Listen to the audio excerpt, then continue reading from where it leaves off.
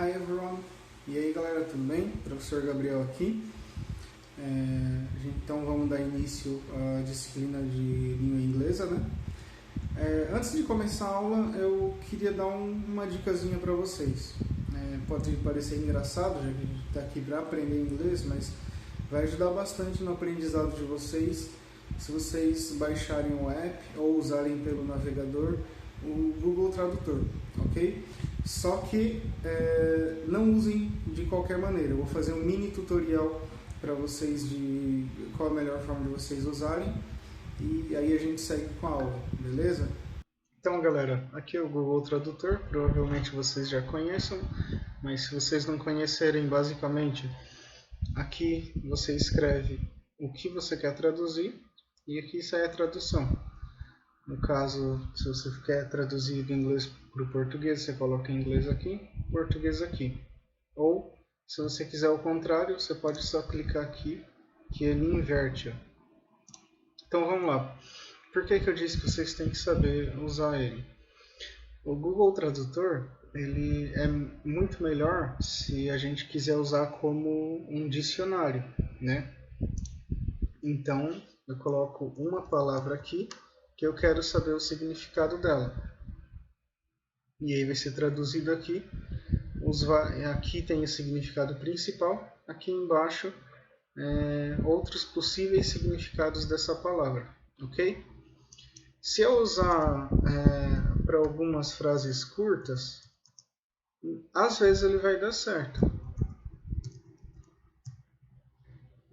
Nesse caso, ele traduziu bem. Só que nem sempre vai ser desse jeito, então às vezes a pessoa com preguiça copia o texto inteirinho e joga aqui de uma vez, e aí só copia de novo o texto traduzido, e muitas vezes o texto sai com erros de tradução, porque não é para isso que o Google Tradutor foi feito. Ok? Então, qual que é a dica aqui? As palavras que vocês já conhecerem, vocês não traduzem, né? Por exemplo, it is, a gente sabe o que significa isso é. A, que é o artigo. Idea significa ideia. Aí se eu não conheço só essa palavra aqui, o que eu faço? Eu coloco só ela aqui para ser traduzida e eu tenho a tradução dela. Depois que eu sei o significado, eu mesmo traduzo a frase. Ok? Na aula de hoje, a gente vai falar sobre reading techniques. Ou seja, a gente vai falar de técnicas de leitura. Mas como assim técnica de leitura? Quando a gente lê, não é só ler? Não. A gente lê para diferentes coisas que a gente faz no dia a dia, da nossa vida. E em quase todas as coisas a gente usa leitura. Geralmente a gente diz que não gosta muito de ler, né? Muita gente não gosta de ler, mas a verdade é que a gente gosta sim, senão a gente não passaria tanto tempo no WhatsApp, no Facebook, né? Ou no Discord. Então vamos lá. Essas técnicas de leitura que a gente vai falar hoje são o skimming e o scanning. São técnicas que ajudam em qualquer idioma, mas em língua inglesa vai ser muito útil para a gente. Por quê? Então vamos lá. Primeiro vamos começar sabendo o que são cada uma delas, começando pelo skimming. Skimming vem de uma palavra que é skim, que significa algo do tipo desnatar, né? Desnatar o leite, tirar aquela partezinha mais grossa do leite. E o que seria o skimming na leitura? É aquela leitura mais generalizada, ou seja, você não começa lá pela primeira palavrinha e vai lendo cada palavra até o final. Não, você é o que a gente chama, né, de só passar o olho. A gente vai dar uma leitura bem rapidinho, porque provavelmente a gente não tem muito tempo e aí você quer só saber sobre o que se trata aquilo, você não quer se aprofundar naquela leitura agora. Por exemplo, quando você vai escolher um livro, você pega ele, dá uma lida na primeira página, na contracapa, só para você saber sobre o que é e se você está interessado. E você não vai ali parar algumas horas para ler o livro inteiro. Então você lê com a técnica do skimming. Com o skimming, we got the general idea, ou seja, a gente tem a ideia geral do texto. Então a gente não tem todos os detalhes, mas a gente sabe ali do que é que se trata mais ou menos. A gente pode usar isso para estudar também. Claro, você não vai fazer isso com todos os textos, mas em alguns casos você precisa fazer e vai ser muito útil. What is scanning? A segunda técnica, scanning, né? Então, essa vem da palavra scan, que significa examinar ou fazer uma varredura, né? O scanning é uma técnica de leitura, também é uma técnica rápida, né? O skimming, ele já era uma técnica rápida, mas o scanning é um pouco mais.